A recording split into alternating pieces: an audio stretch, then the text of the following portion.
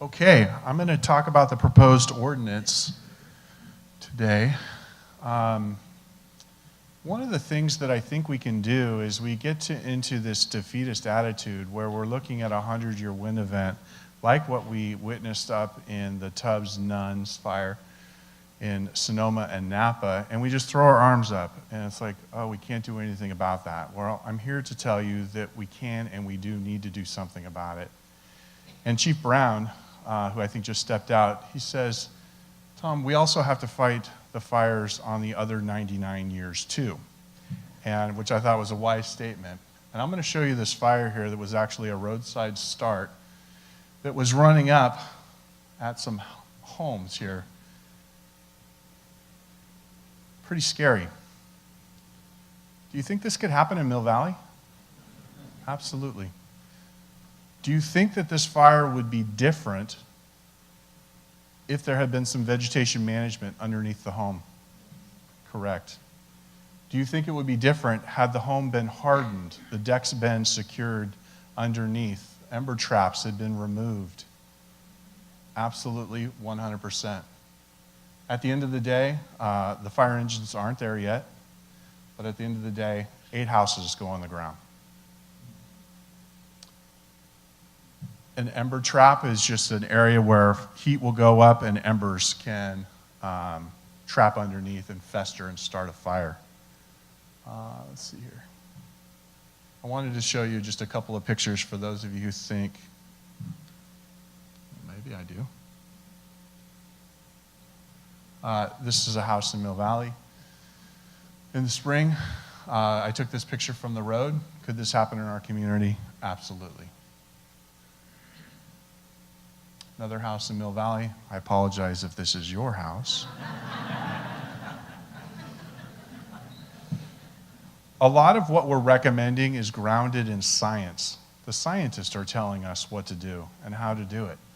We take science and then we take the experience of our firefighters and we blend them together to come up with mitigations that we think will improve our odds of survival.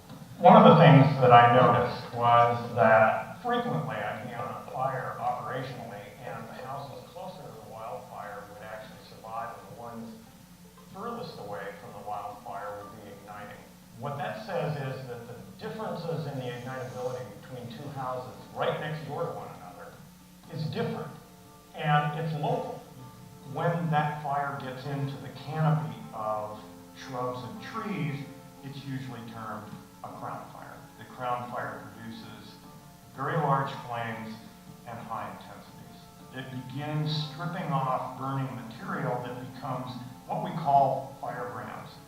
Visualize for a moment millions of firebrands being lofted out of an intense wildfire. So my curiosity from the observations that I make allow me then to formulate certain questions that I can investigate doing experiments in a laboratory situation where I can actually isolate a certain aspect to the fire, expose a material, and find out what it takes to ignite it. It's the local conditions around the house that are principally responsible for the ignition potential. And I call this the home ignition zone. What we can take from that is that the wildland urban interface fire problem is a home ignition problem, not a wildfire control problem. Calling it a natural disaster tends to put us into a passive victim role. And yet we have tremendous opportunities to keep these disasters from occurring if we're proactive. If we're proactive, and that's where a lot of the regulation changes that I'm going to go through right now are proactive steps to help improve our odds. So who will the rules apply to? This is Mill Valley. The red area is the Wildland urban interface area, which is our highest fire severity zone.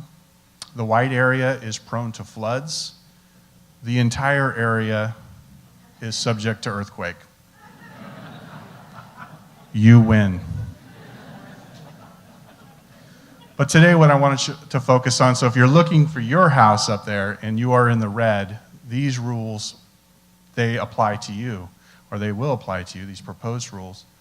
For the folks who are in the white, these rules represent best practices for you to consider. As we've seen on several fires, the Bowles Fire up in Mount Shasta, Weed area, and the Tubbs Fire, fire can run through neighborhoods as well too. So this is a video talking about the proposed legislation.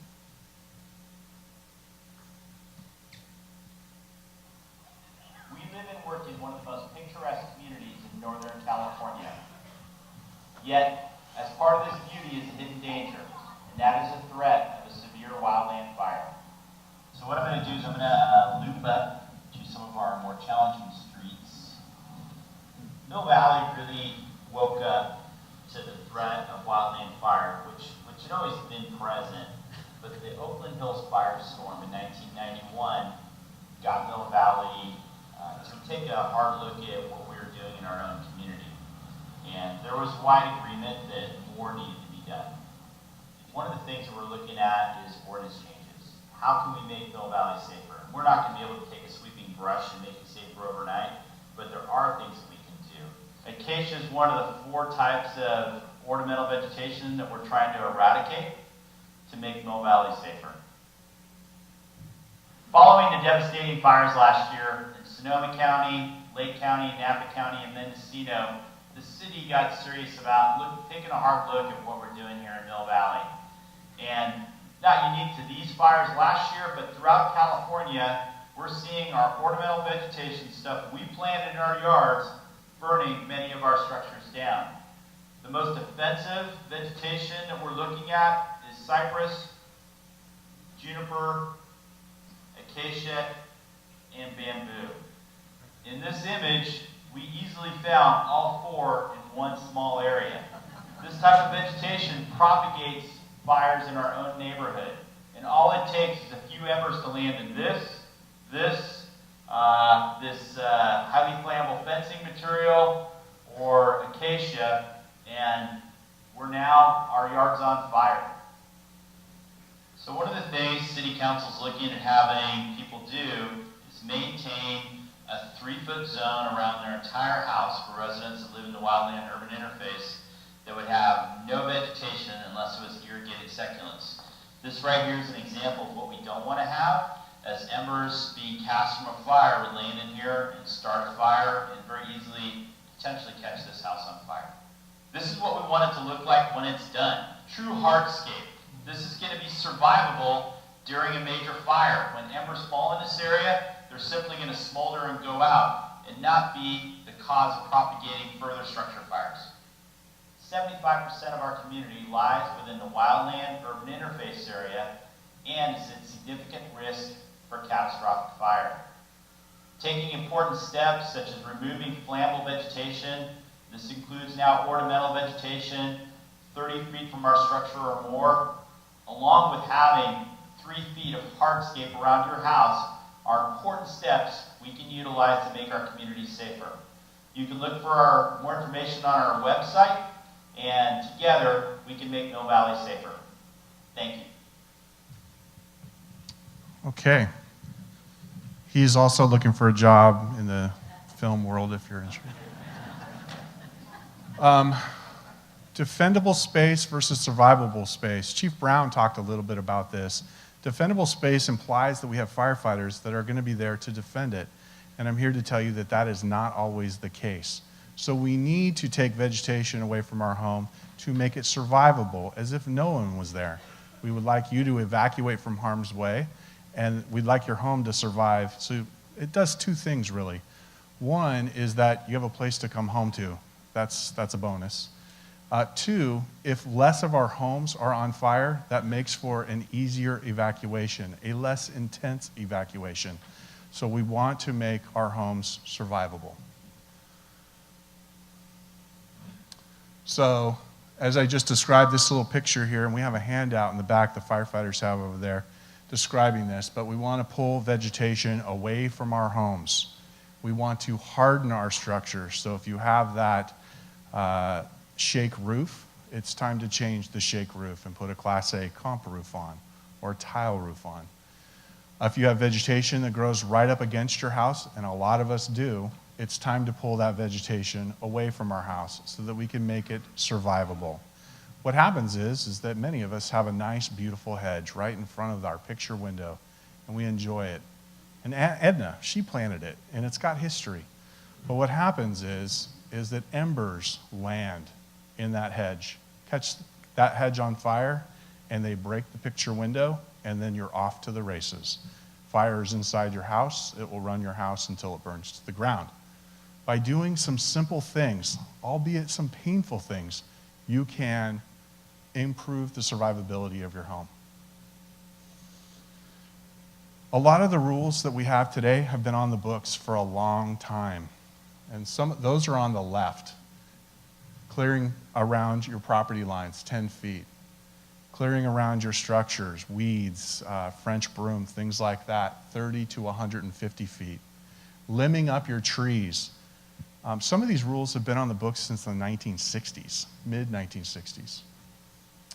On the right, after a landscape analysis of our community and what pervasive vegetations live in our community, we're looking to pull out from within 30 feet of your home acacia, bamboo, cypress, and juniper, and I'm going to explain just exactly why that is. We're also looking to create hardscape, like Chief St. John had talked about in the video. Dirt, gravel mulch, pavers, slate, whatever it is that's non-combustible in that first 3 feet. So I'm going to go through each one of these vegetations and show you exactly why we want that done. Maybe.